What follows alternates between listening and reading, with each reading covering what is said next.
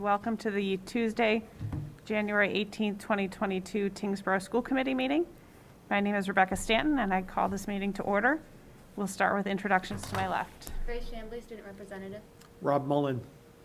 Justine Puma. Good evening, Mark Branco, Assistant Superintendent. Hi, Mike Flanagan, Superintendent. Good evening, Julie Westucci. Jeff Bowe.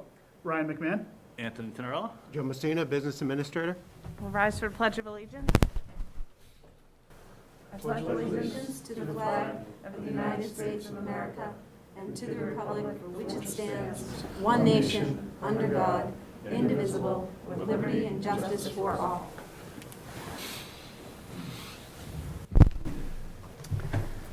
We'll start with the approval of minutes. I'll seek a motion to approve the December 14th, 2021 executive session minutes, the January 4th, 2022 school committee meeting minutes, the January 12th, 2022 Superintendent Evaluation Subcommittee meeting minutes, the executive session minutes not to be released at this time. I'll make the motion. I'll second. Is there any discussion? All those in favor? Aye. That carries 700. Citizen time, and we have no one here for that. Moving on to correspondence. Dr. Flanagan? Thank you, Madam Chair. There are two pieces of information in your drive tonight. One is an extension of the DESE mask mandate. This is old news at this point. This came out just after your last meeting, but it's extended through February 28th. And the second one is an email I received today from Shannon McAndrew in Town Hall, looking to hopefully schedule a tri-board meeting on February 7th, Monday, February 7th, with the FinCom Board of Selectmen. So if we can kind of gauge where the school committee is on that, I can respond to that email tomorrow saying February 7th works or it doesn't work. So I'm looking for some direction on that. So we'll need a quorum for that. We need at least four people there. You know, obviously, the more the better. I'm available on the 7th. Maybe we just kind of go around. I'm Rob? not available. No. I'm not sure if I'm available. Okay. Not available. Okay. I'll just get back to you. Monday's a bad day. February 7th's not looking good right now. I'm available. Okay. All right, Ryan. Hey, Ryan. I have no life. I'm available. Okay. So You got two definites. we have three definites. So myself, Ryan, and Tony. Rob was a no. Julie said no, right? No. And then Justine and Jeff are question marks. So Madam Chair, if you want them to email you directly. Yeah, and if you can let me know. You can let me know. Yeah, they do have, I'll know once I get home. okay, yeah, if you can just let me know, and I'll get back to you, Great. letting you know, yeah, Excellent. And that's all we have for correspondence right now. right? Moving on to personnel. We have a notification of request for maternity leave extension for Mrs. Leahy, a TMS teacher. Share the success, Grace. For the 8th year, TES will participate in the Great Kindness Challenge. Next week, TES students and staff will join over 30,000 schools as they work to create a culture of kindness. The student council members have planned a spirit week, and the school counselors have created kindness checklists to spread kindness at TES and within the community. At the middle school, the student council is working to organize the first annual winter carnival. They are making cardboard sleds, having a snowman making contest, and hot chocolate. Their robotics club and their basketball team have both been very competitive this year. And at the middle and high school, second trimester report cards went out on January 14th.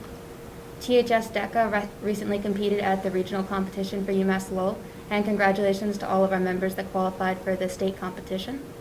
And the 4th annual Greater Lowell Regional Art Show is currently taking place through January at the Loading Dock Gallery in Lowell. 5 students from THS have work on display. Thank you. For subcommittee updates, we have the Superintendent Evaluation Subcommittee. Just to provide an update there, we met with Dr. Flanagan last week to discuss his goals. As we typically do, we meet a couple times a year to discuss his goals and the progress on them. Sometimes there's a need to amend those goals. There are some minor amendments. Those are in your drive for you to review. I didn't know if there was any discussion about those or any questions on those. Okay. Dr. Flanagan can talk a little bit more about it. Yeah, I'll speak to it more Yeah, in definitely the when we update. get there. 7B, which is the Budget Subcommittee meeting update. We met last Tuesday. It was our first meeting in quite some time about the Budget Subcommittee, and just started talking through the expense side of the budget. And Mr. Messina will provide a update tonight more in detail about that. And Mr. Bowe, Policy Subcommittee? Policy Subcommittee, we just met earlier tonight to go over sections F, G, and H, which everyone should have a copy in their drives for review. If everyone could take a look through, same as we have in the prior sections, and try to have commentary back to Dr. Flanagan if there are any questions or concerns by next Friday, which is the 28th. And that is all for now. Great, thank you. Moving on to unfinished business. Dr. Flanagan? Thank you, Madam Chair. So we'll jump into the slide deck at this point.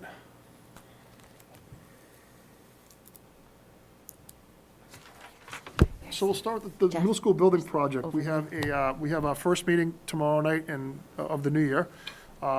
We are excited. We're moving forward in terms of where we are there. We hopefully, I don't know that we're going to have an estimate on the cost yet right now, but the project, as you know, in December, the school building committee voted on the final design.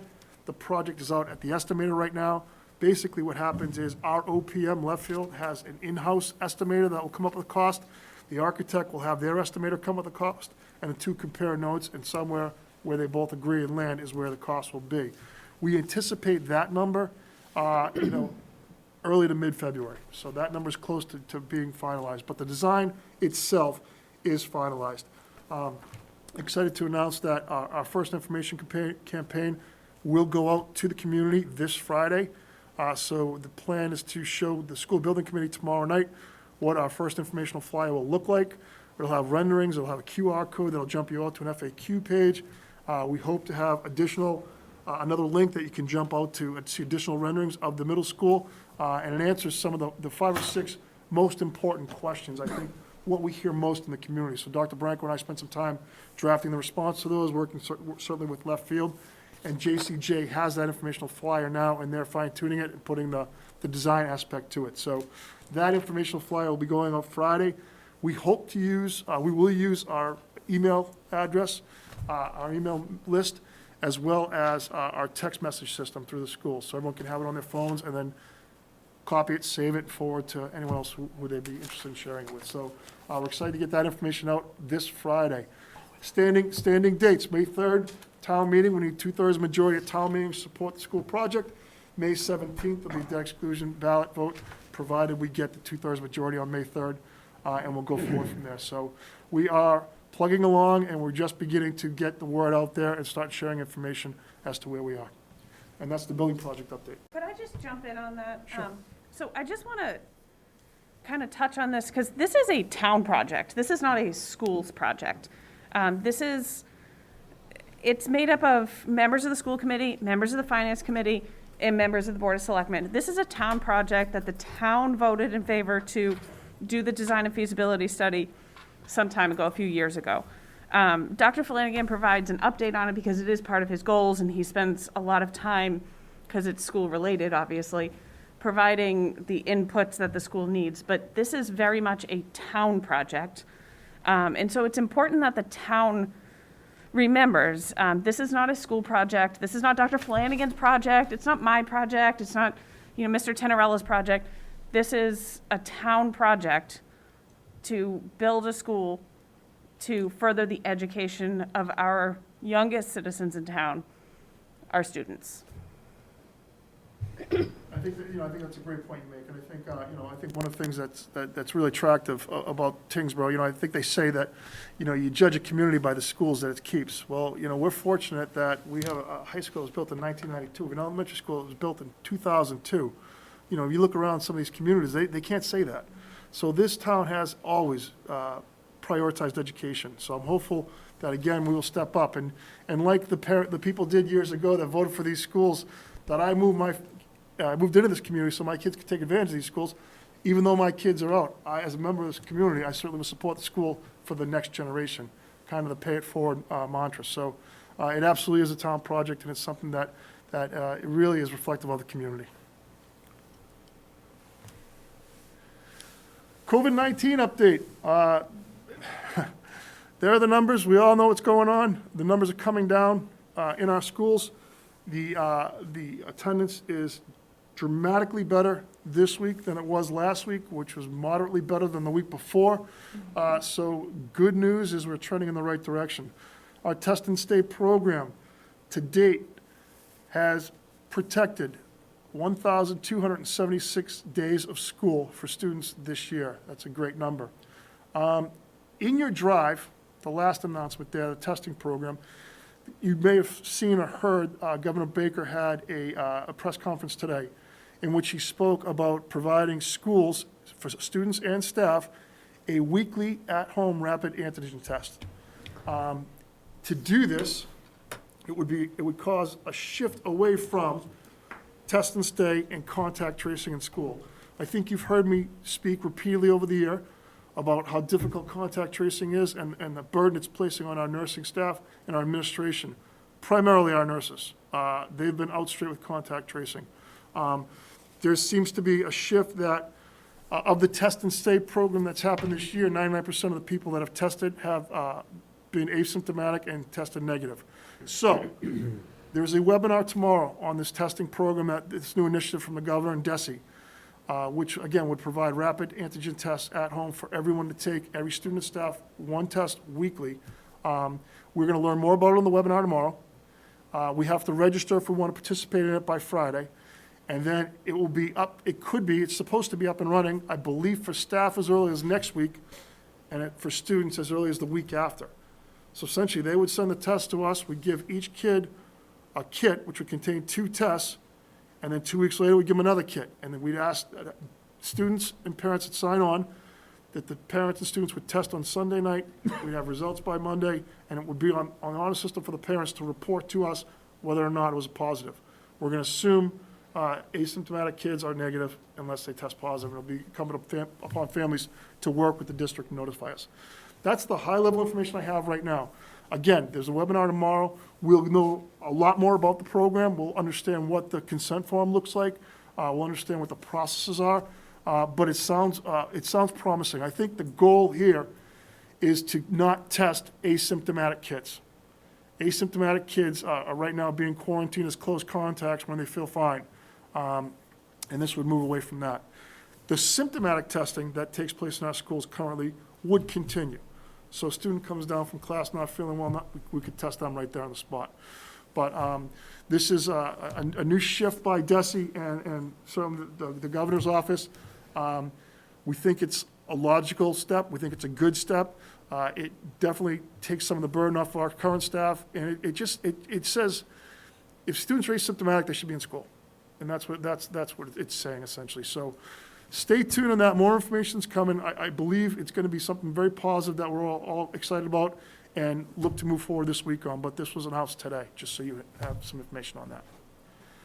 I can try to answer any questions. I just don't know a lot about it. And the information is in your drive if you want to take some time to read it as well. Is there a cost to the district or? None, okay. None. So the webinar is tomorrow, but registration is due Friday. To get in the first batch. You can register right through April. But if you want to get into the batch for next week, we'd have to do it by Friday. So would your plan be to watch the webinar and then make a decision, or do you want to come back to the committee? I would make a decision to move forward with it. Unless the committee wants to advise me not to do that. I don't think so. I definitely trust you. I was just wondering. Yeah. I think it makes sense to act early. The timing of it's not ideal where there's a webinar and you have to sign up 2 days later. It doesn't give us much of an input, but like I said, I know I trust you, so. I would just say this is par for the course from what we've done since the start of COVID, because this is a DESE recommendation and they're saying we should do this and they're really highly and strongly encouraging it. I would, on behalf of the district, like we've done all along, and I think it makes sense. Agreed, though. The turnaround's 2 days if we want to get into it right away, which I think we do. Yeah, I think I know, I'm friends with some of the nurses, I just know just how overwhelmed they are right now with the contact tracing and everything, and, you know, they're putting in hours and hours, and I think the burden this would take off of them would be tremendous. Yes, 100% agree. So I definitely fully support it. Great. And Dr. Flanagan, Not every student and every staff member would have to test every Sunday night, only if, You'd have to opt into it. correct. Your own So decision. it's completely optional. And Correct. what happens if they don't opt into it? Are they treated They don't get the test differently? kits. Oh, they just don't get the test kits, but Yep. they're not treated any differently? Right. Okay. But essentially, what we're saying is contact tracing is over. Test and stay is over. So Flanagan doesn't opt in, he's not going to benefit from contact tracing or test and stay. Okay. Yep, But that's a choice that Flanagan made. right, okay. And there's an assumption that asymptomatic is asymptomatic. They're Correct. healthy, there's no symptoms, kid is healthy enough to come to school. Correct. Right. And there's no, my understanding is, it's really on the family to self-report. It's not like we're going to say on Monday morning, kids have to come in with a negative test picture to get into school. Like, that's a logistical nightmare. So it's really going to be incumbent upon the families to share that information. So more information's coming. Certainly, there'll be communication out to families when we know more about this and what it looks like. But I'm certainly working with Sarah Lewenzik and Michelle Riley on this to make sure it's a good move for Tyngsborough. We believe right now it is, but we want to see more. And Dr. Flanagan, if it takes a U-turn and is not what we think it is, Yeah, we'll punt. yep, Yeah, we'll punt. yep. Yeah, we're not afraid to make some decisions here. Sure. After you make the decision, will you email the committee letting us know? Yes, absolutely, Thank you. absolutely. Yeah, because on the surface, it sounds great. I think giving it back to the families for them to do what that family feels is best for their family. Yep. And relieving these nurses. Yep. And the data that came through from the test and stay program showed that, 97% of the kids, or it might have even been higher than that were tested, did not have any COVID. It At the was state level, it was 99%. 99%. It was like Yeah. 490,000 out of So, 520,000. With that information, it Yep. does make a lot of sense. Yeah, and again, DPH is recommended, DESE, DPH, Governor's Office, they're all on board saying this is the right move, and this is where we should go. Yep. So that is the COVID-19 update for that component, and we'll go to the next slide, just so you can see, we continue to move forward in terms of where we are in terms of fully vaccinated. I don't believe I've included this in the past, but I did include it this time, just so you can see where we are by grade level in terms of percent vaccinated. If you go to the chart on the left, you'll see at the elementary school right now, students and staff, total vaccination, we are at 39%. At the middle school, fully vaccinated, we're at 57%. And at the high school, we're at 75% fully vaccinated, student, staff combined. So making progress there. Again, I think that conversation will happen at some point.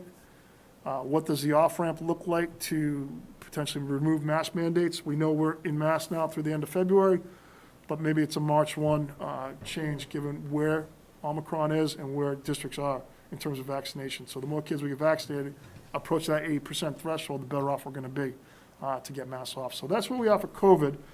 I think we'll move on unless there are any questions. Policy review. So as Mr. Bowe alluded to earlier tonight, we didn't receive any comments or questions about sections C, D, and E.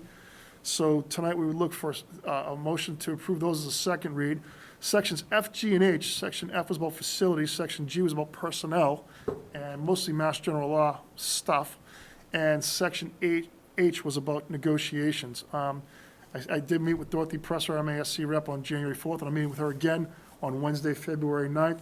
We continue to plug along. We're looking on students, protocols, and instruction next. Those are dense sections. But in terms of these 6 sections right here, we seem to be on track. And just to add on this, because this is one of Dr. Flanagan's goals, it's one line item or 2 line items on our agenda every other time we meet or every time we meet, but there's a ton of work that's going into this. It's, multiple meetings with Dorothy Presser and Tyngsborough-izing every one of these policies to make sure that they're appropriate for this town. So, we're not seeing all of the work that goes into it in the background because Dr. Flanagan just does it so nicely. Thanks. But I just want to make sure that everybody's aware of how much work is going into these policies. to really consider what's best for our kids in our town. So with that, I'll seek a motion to adopt sections C, D, and E as a second read. I'll make that motion to adopt it as a second read. I'll second. Is there any discussion? All those in favor? Aye. Opposed? That carries 700. And then I will seek a motion to adopt sections F, G, and H as a first read. I'll make that motion. I'll second. Is there any discussion? All those in favor? Aye. Opposed? That carries 700. Dr. Flanagan, Superintendent Evaluation and Timeline. Thank you. So as Chair alluded to earlier, we did modify the goals a little bit. I think, we were all well intended back in September to really talk about the strategy for district improvement and really revise that. Unfortunately, COVID has been dominant again this year, and I don't think that's what we're thinking and or hoping for in August. So as such, what we did was we did revise the goals. We added the COVID-19 goal from the past 2 years is modified and updated, and all the actions, key actions under that, I've updated in the drive for you. So that is now the first goal, COVID-19 response. I did modify the strategy for district improvement goal as well. I think right now, we really want to solicit input from all our stakeholders in our community to really drive and inform what the strategy for district improvement looks like. To do that now, when the SDI isn't a priority for a lot of families right now and communities, there's so much else to focus on. I think it would take away from the product that we want to carry us beyond the pandemic. So we did adjust some of the timelines on the strategy for district improvement. We've done a lot of work in terms of establishing what the equity mindset looks like and having that language calibrated across the district and be front and center in all of our discussions. So we've done that work, but to really solicit input right now to revise the SDI, I think bumping that timeline out, and I thank the committee for supporting me with that, I think we all agreed that made a little bit more sense. So we delayed the timeline on the SDI. We will revisit that in May. We will seek community input and stakeholder input, and then we'll develop it in the summer, so we're hitting the ground running for next year. So I will come back to the committee next year and present this probably in August. So those are the highlights of the goals. MSBA is obviously a goal working towards the development of the middle school project, as well as the policy manual and updating the policy manual. So those are the 4 big goals, and certainly you can see all the backup information and supporting documentation in your drive. But I do thank the committee for their support and flexibility and understanding that sometimes we need to respond to what's going on around us. And that's what I have for evaluation update. We're going to need to vote on those, but I also Yes. wanted to talk a little bit about timeline for that. Oh, thank you. Yeah, so we had discussed, it's going to be a little earlier this year than in years past, because we want to make sure it's this committee that's been with Dr. Flanagan all year before, so it needs to be before the election, which is in May, May 17th. So with that being said, we'll be rolling out, do you have the I exact have it here. dates? I'm Okay. going to put it up for you, I'm sorry. All right. Can Is you it go in to- the can you deck go to or- my goals into the drive? Yep.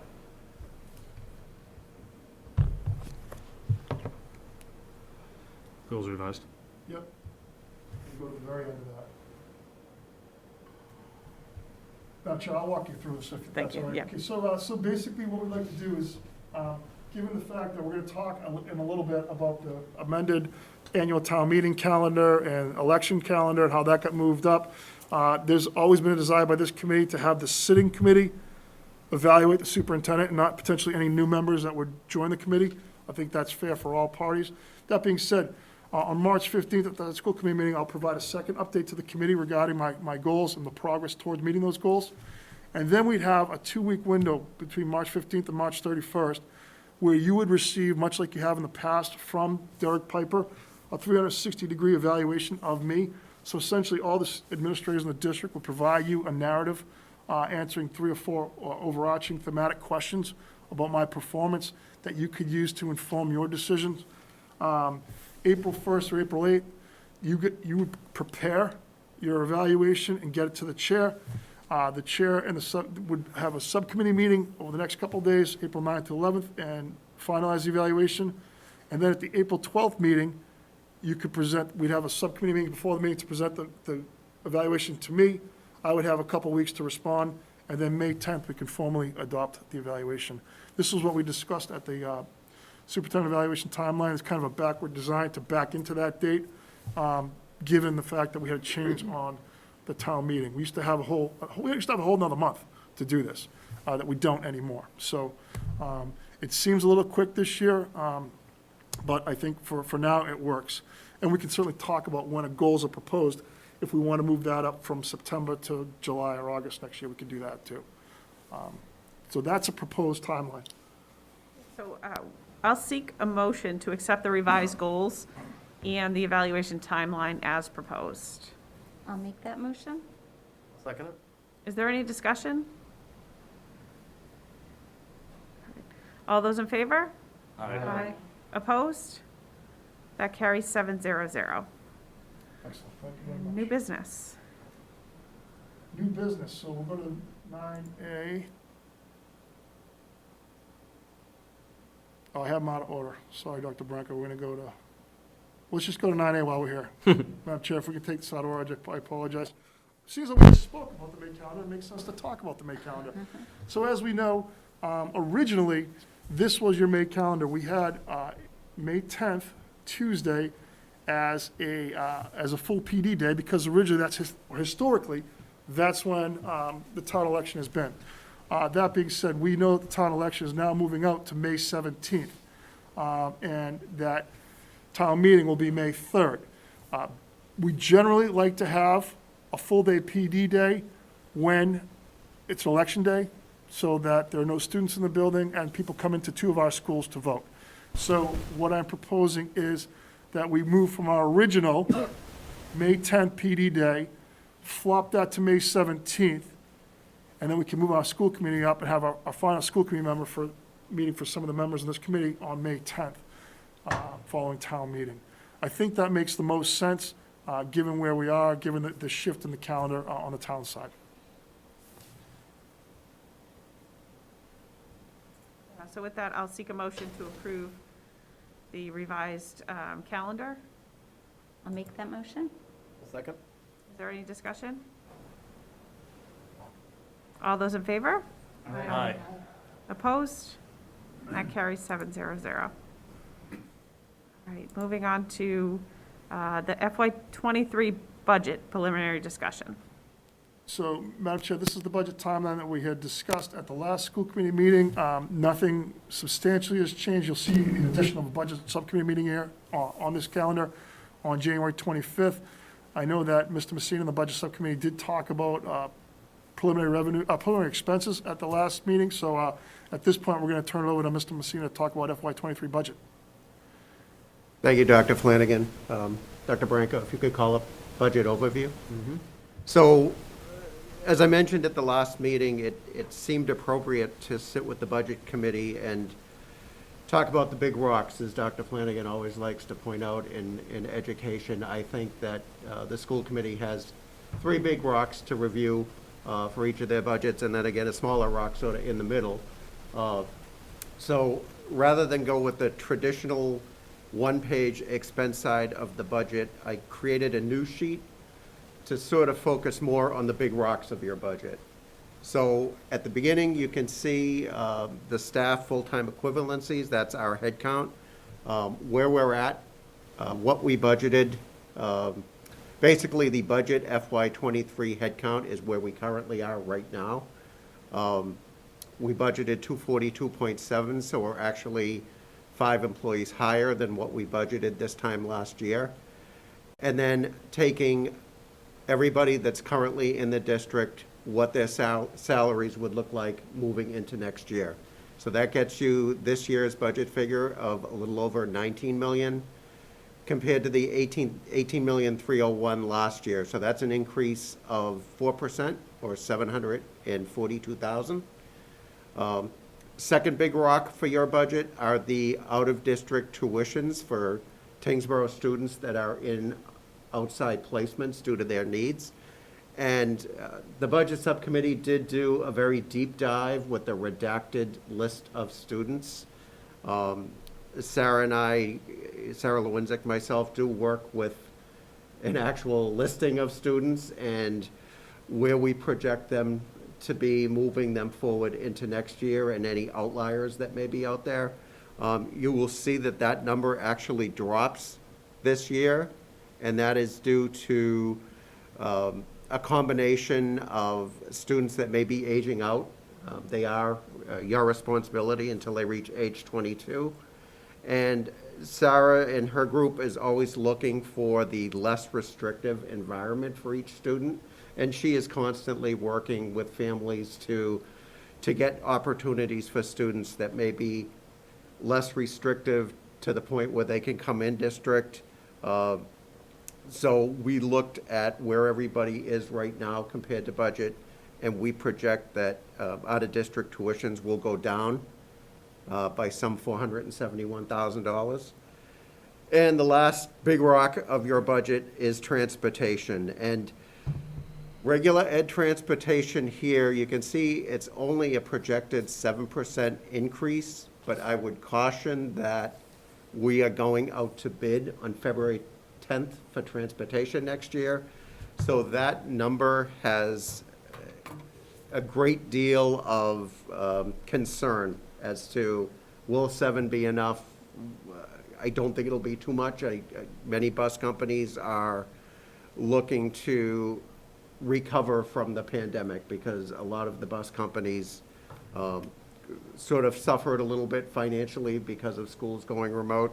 There doesn't seem to be a lot of competitive bidding that a lot of times, the last time included 5 years ago, we went out to a competitive bid, we only received one bid.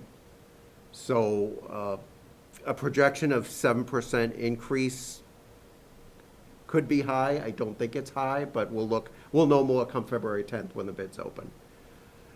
Specialized transportation, again, reflective out of the out-of-district tuitions. If there's a student that might be in a less restrictive environment or who is aged out, no need for a van. We project that going down by almost $14,000. So transportation as a whole, it looks to increase $71,000. Utilities, sort of that middle rock for you, based upon the current rates and usage, we look like we're going to be in a decent shape to project out an almost $37,000 decrease in utilities. And to keep the entire budget on one page, this is basically the other expenses of your budget center. So the early childhood programming and the elementary school grades 1 to 5, again, bringing them all over with a 0 increase. Down to technology, worked with Mr. Piper to look at some of the one-time costs that were built into last year's budget will now come off. So that's actually a decrease of $27,000. And then the last three, on your cover page for expenses, those are some unrelated to your budget expenses from grants. There's the capital funding from your lease revenue with Lakeview School, as well as pensions for grants and chargebacks for town hall. So right now, preliminary expenses look to be about $25.2 million, or $331,000 increase from last year, roughly a 1.3% increase on expenses at this moment. And at our next meeting, the plan is to discuss revenue, right, Mr. Messina? Yes, so the next budget subcommittee will take a look at our preliminary revenue numbers. I will caution the whole committee that there are some revenue sources that we relied upon last year, that certainly the town cares money is fully expended. That was about 250 some odd thousand to your budget for revenue last year. We'll have to look at our revenue accounts, and while the increase right now is only a 1.3% increase, depending upon how the revenues look, that need could go up on the school committee budget side to get a balanced budget. So we'll know more come Tuesday night as to where we are on the revenue projections. And these numbers also don't reflect any new requests that we've had at the building level in terms of new requests for staffing and or programming to address some of the needs that we have there. So all that's, this is just moving this year to next year before we really address some of those needs. So there are certainly some more expenses that potentially could come onto this budget. Thank you, Mr. Messina. You're welcome. We're still with Mr. Messina for signing of bills. Mr. Messina, can I just ask one question before we go? So we're still on track. I think the goal is to have a final budget number, and I think I was on the slide, It was. for March. Yes. March 15th is Based when we're on the looking. timelines in your slide deck, Yes. we will have those timelines ready for you. Great. To present to the school committee. Correct. We'll have initial budget for the school committee in February 15th. Is that right? Yes. And then we'll be able to tighten that up and have a final number for March 15th. So we'll look to vote a final budget for March 15th from the school committee. So Okay. at some point, I know that we had talked about potentially meeting with the finance committee, so I don't know exactly when we want to do that, what that looks like. Sure. But Yeah, we figure can it out. talk at the subcommittee meeting about what we want to bring them in. Perfect. We definitely want to bring them into a regular school committee Great. meeting. It's kind of our typical plan of action. Any discussion about the expense side of the budget? Okay. The signing of bills? Thank you, Madam Chair. So for signing of bills, 12 bill warrants were presented to the committee tonight. I do have them all back approved. In your drive is the list of warrant numbers, accounts, and amounts. I will mention to the full committee that at your February 1st meeting, you're most likely going to see a new look bill warrants because we're actually speaking to Town Hall about converting over from our present accounting system of SoftWrite over to the Munis environment. The town has begun the conversion on their side. So Dr. Flanagan and myself met with Mr. Hanson, the town accountant, and the town technology person to see how we can integrate the school, both payables and payroll, into Munis over the next few months. So I'm hoping we'll have some different looking bill warrants for you on February 1st. That's certainly the goal, so just a little highlight of things to come. For signing of payroll, nothing tonight. We'll catch up at your next meeting. And we also have in finance your December 21 finance package. That's your school committee budget, the revolving account balances, as well as the student accounts as of the end of December. And for enrollment, I'll leave that to the chair. At TES, we have 807 students. At TMS, we have 392 students. At THS, we have 424 students. We have 24 out-of-district students for a total of 1,647 students. And with that, we'll move on to school committee discussion. Grace? Rob? Nothing at this time. Nothing at this time. Also, thank you. I'm all set, thanks. Oh, thank you. I just want to voice again my support for the at-home testing, especially just to relieve the burden off our nurses. They've been straight out for 2 years, so I think this would be a great opportunity to help them out. Thank you. I'm all set, thank you. I'm all set, thank you. Dr. Flanagan? I'll follow suit. I guess I'm all set tonight. All right, it's a quiet group tonight. Please look for your social media communication about the school building project on Friday. Okay. With that, we do have a need for executive session to discuss reputation, character, physical condition, or mental health, rather than professional competence for an individual, or to discuss the discipline or dismissal of, or complaints or charges brought against a public officer, employee, staff member, or individual. We will return from executive session only to adjourn the regularly scheduled meeting, and I'll seek a motion to enter executive session. I'll make that motion. I'll second it. And this requires a roll call vote. Mr. Mullen? In favor. In favor? In favor? In favor. In favor? In favor. And I'm in favor. That carries 700. We are in executive session. Thank you.